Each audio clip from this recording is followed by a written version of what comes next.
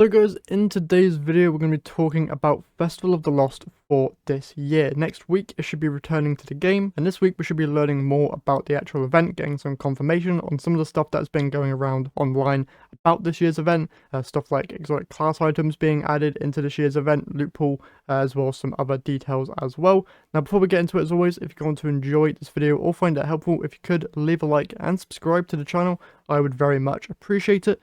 But with all that being said, let's just jump into the first bit of info here, which is the brand new armor sets for this year's event, which you can see on screen now. These were the sets that we voted for, I believe it was sometime last year, and these were the good or bad wizard sets. So the Titan in the middle here went for the good wizard set, and then the Warlock and Hunter on the left and right respectively went for the dark wizard set, which basically just changed the overall vibe of the wizard theme. All these sets look really cool, and they will be of course shadable to your heart's desire, so make sure to grab them from the Eververse store. These will obviously cost same amount that all armor sets do, which is around 6,000 bright dust or 1,500 silver. So if you're a little bit low in the bright dust department, be sure to go and complete some of your new seasonal challenges in order to gain some bright dust to then be able to purchase these armor sets. I believe the hunter there, the cloak is actually the hat, so that's very interesting, and the other two classes also have very giant hats, so if you're a fan of that, you're definitely going to want to get your hands on these armor sets. Alongside that, there's also a brand new weapon that was actually shown off inside of the developer livestream for Act 1 of Revenant. So if you were able to see it, that is of course the brand new double fire frame shotgun, or should I say heavy burst shotgun. This is the first of its kind, so once again a very interesting weapon you should be going and getting your hands on.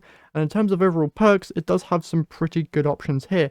So in the first column of traits, it does have threat detector, which is pretty good for PvP, followed by dual loader, great one there just generally. Slideshot also great for PvP and PvE.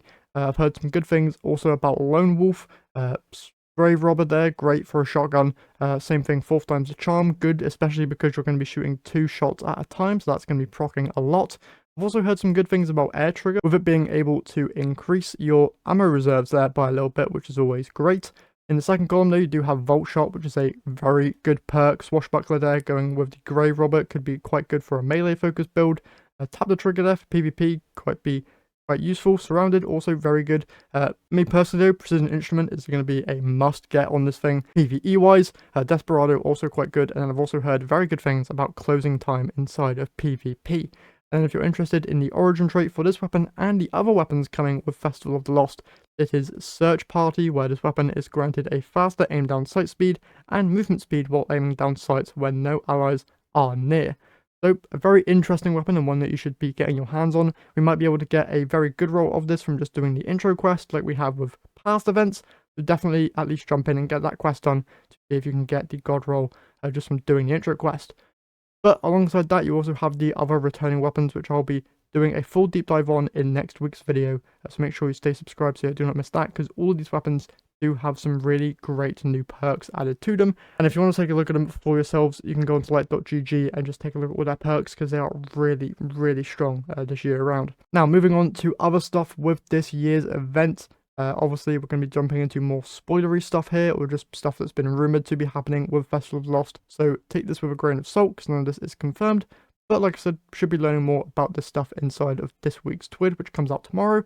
But the first thing is, of course, exotic class items are said to be making an appearance in this year's Festival of the Lost event.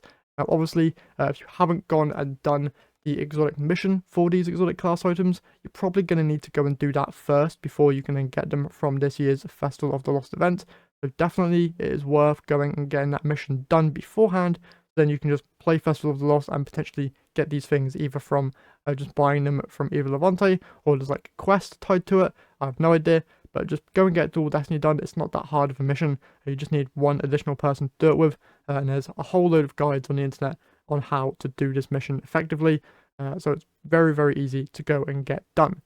Alongside that, in terms of other stuff being added, apparently Super Black is said to be making its return inside of this year's event. So for those who don't know, Super Black was a shader that was added into the Into the Light update, and is a returning shader from Destiny 1, which literally just makes all of your armor black and adds like a white glow to any armor piece that has a glow effect on it.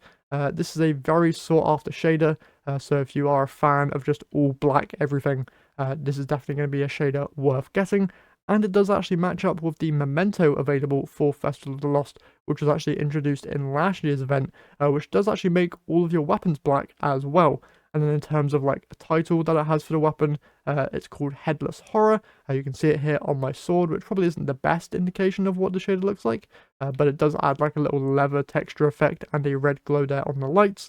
So just to show you what other shaders look like on it, this is the kind of vibe. And then just the memento shader, if I can find it once again, it's called Twilight Keepsake, which just makes it all black, which looks really, really cool. Definitely worth getting that. I believe there's like some quest you do, or just these drop from Haunted Lost sectors. Not 100% sure, but they might have updated how you get this memento. I believe it was kind of bugged last year, so the fact that you only could get one, or the drop rate was just really, really bad on them. Either way, go and grab this memento if you're interested, and also the super black shader. Other than that, that's all the information that we know about this year's event, and it should probably go without saying that the event itself, in terms of what you actually end up doing, isn't probably going to get all that changed, because it hasn't been changed in a while. So you're probably going to have to go back into the Haunted Lost sectors of old, where you just go in, clear out some waves of enemies, defeat the boss, collect some candy, and just go and run that a million times to try and get the weapons that you are after. Me personally, I would really like to see them change these seasonal events, add some new things. I don't know what these new things could be. I remember back to Destiny 1, where inside of the Dawning they introduced SRL, which was Sparrow Racing League, and I've been basically begging Bungie to add this game mode back into the game, because it's just a fun little event that I feel like Bungie should be adding into Destiny 2 a lot more often. I don't have to do SRL, they could do other smaller little like mini game events or something. Just stuff that's interesting and fun to do during the downtime that these seasonal events take place. And yeah, that's basically everything in terms of Festival of the Lost information. Just to round stuff off that we covered, we got the brand new armor sets, the new weapons and returning weapons, super black returning, exotic class items potentially, and then there's probably going to be a whole load of other cosmetics in the Eververse store, as well as maybe some emblems. And there's also the event pass as well, which should be introducing some other cosmetics, maybe even a new shader tied to that.